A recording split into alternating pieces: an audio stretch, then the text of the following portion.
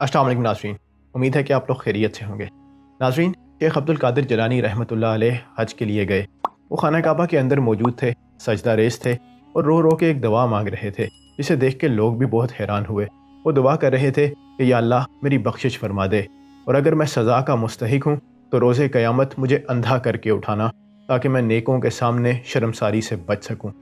नाज़रीन, आज हम शेख अब्दुल कादिर जिलानी ही का एक वाक़या आपके साथ शेयर करेंगे, और फिर आप देखिएगा कि शेख अब्दुल कादिर जिलानी जैसा बंदा अगर अल्लाह से अपनी बख्शिश और मग़फ़रत की दुआएं रो रो के मांग रहा है और कह रहा है कि अगर मैं सज़ा का मुस्तहिक हूँ तो मुझे अंधा करके उठाना, तो रोज़े क़यामत आपका और मेरा क्या हाल होगा।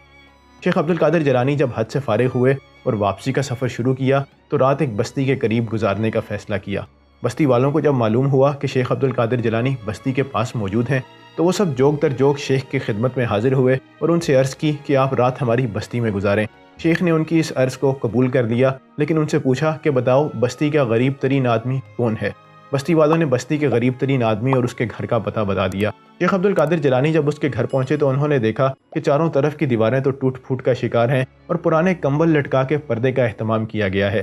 फिर शेख ने घर वालों से अंदर आने की इजाज़त तलब की। घर वालों ने बखुशी उन्हें अंदर आने की इजाज़त दे दी। जब शेख अंदर आए तो उन्होंने देखा कि यहाँ पे 3 लोग रहते हैं, एक बुज़ुर्ग मर्द है, एक औरत है और साथ उनकी एक बेटी है।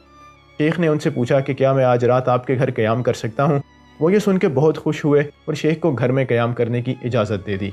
जब मोहल्ले वालों को पता चला कि शेख रात हमारे मोहल्ले में गुजारेंगे और इस शख्स के घर गुजारेंगे, तो वो शेख के पास आए, बड़े तोहफ़े तहाइफ लेके।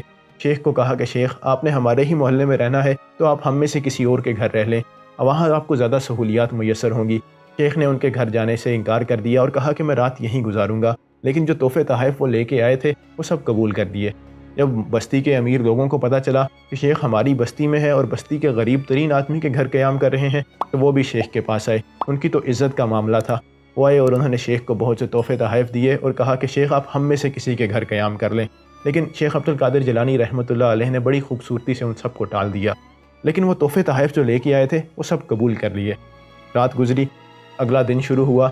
शेख अब्दुल कादिर जिलानी जब बस्ती से जाने लगे तो वो सारे तोहफ़े तहाइफ जो उन्होंने रात इकट्ठे किए थे वो उस घर के मालिक को दे के बस्ती से खाली हाथ रवाना हो गए। शेख अब्दुल कादिर जिलानी का ये अमल इसीलिए था ताकि वो उस गरीब शख्स की कोई इमदाद कर सकें और उस मुसीबत के मारे को मुसीबत से निकाल सकें। जब शेख बस्ती में दाखिल हुए तो वो बस्ती का गरीब तरीन आदमी था, और जब शेख बस्ती से गए तो वो बस्ती के अमीर तरीन लोगों में शामिल हो गया, क्योंकि रात भर आने वाले लोगों ने शेख अब्दुल कादिर जिलानी के सामने सोने, चांदी और नकदी के ढेर लगा दिए थे। नाज़रीन, हम सब शेख अब्दुल कादिर जिलानी के अकीदतमंद हैं, मोहब्बत का इजहार करते हैं, लेकिन क्या हमारे अमाल उनके इस छोटे से अमल के बराबर भी हैं या उनसे मिलते जुलते भी हैं? हम तो अपने ही गरीब रिश्तेदारों को मिलना पसंद नहीं करते, ये तो फिर किसी और गरीब की मदद कर गए, और वो भी इतने खूबसूरत तरीके से कि किसी को पता भी ना चलने दिया। उम्मीद है आपको आज का वाक़या पसंद आया होगा। अगले वाक़ये तक के लिए मुझे दीजिए इजाज़त। तब तक के लिए अल्लाह हाफ़िज़।